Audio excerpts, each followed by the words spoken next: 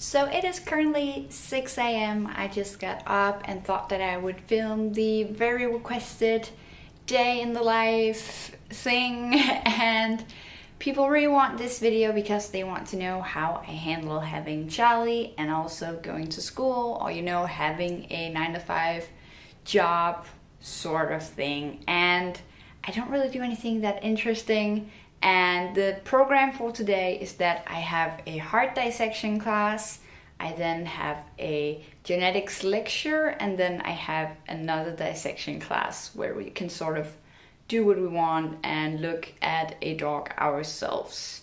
So I can't film the majority of the day for obvious reasons, but I still hope that you will sort of get an idea about what I do also with Charlie and getting home and what I do in the evening and cleaning, all this stuff. But not much happens, but hopefully it will still be interesting.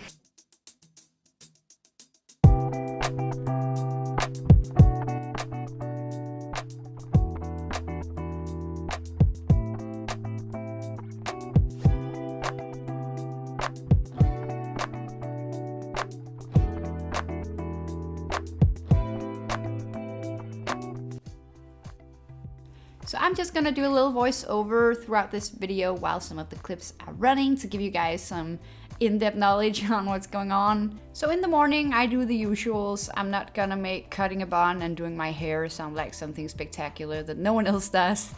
Charlie gets her chop and she always gets an almond or a walnut or some sort of nut just before I leave and close off the cage to associate it with something positive, and also just creating a routine whereas Charlie knows when she gets these things that I'm gonna leave for a longer period of time.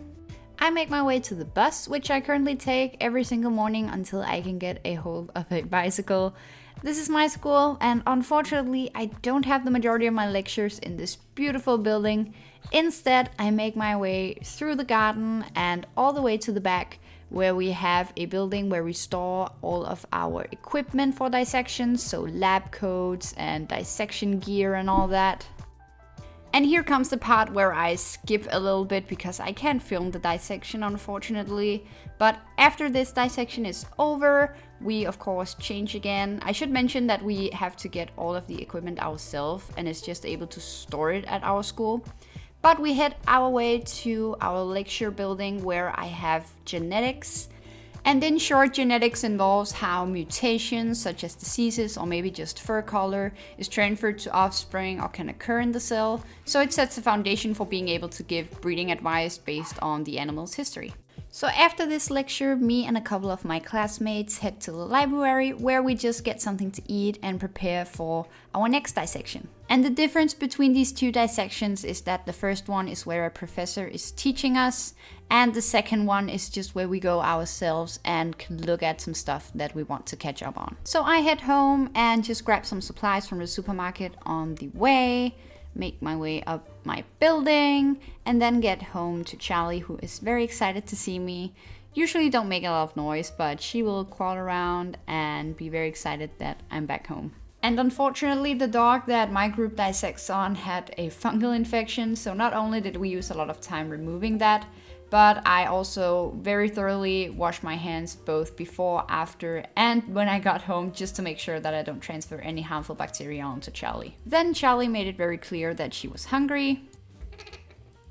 And at this point, it is almost 3 p.m, so Charlie can get her pellets. She just does jump into the closet and finds an almond behind all the containers. So, touche Charlie, she gets to keep it and eat it at her cage.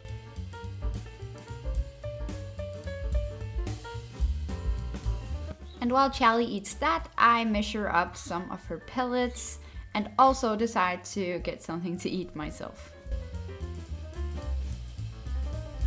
I get a cup of cold choco milk and rye bread, dark bread, smørbrød, whatever you want to call it, with mackerel and mayonnaise.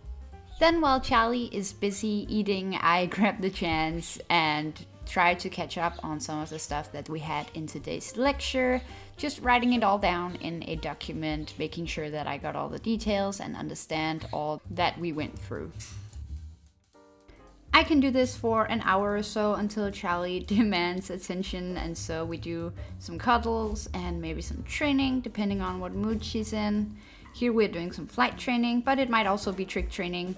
In the summer I may go for a walk with her or something like that, just interacting a little bit with Charlie. And at the end of this little session with Charlie, she gets a little homemade foraging toy so that I can just finish up on the work that I need to do. Though here she is kindly reminding me that she is done, and she made a huge mess of this toy that I did not think about when I made it, but nothing that a little vacuum cleaner can't handle, so I just start cleaning under her cage on her little mat. I also scrape off some of the poop and also got a chance to change the bottom in her cage and just doing a little bit of cleaning around her. At around 6 p.m. or 18 o'clock for those that use a much cooler clock system, I make my dinner, which consists of pasta with ketchup, which is a classic when you are on a budget.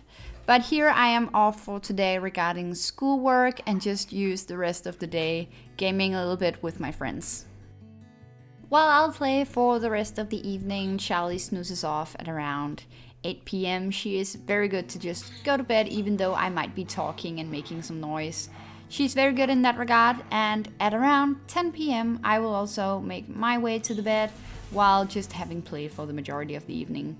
So that is basically my day-to-day routine. I hope you guys enjoyed. Bye!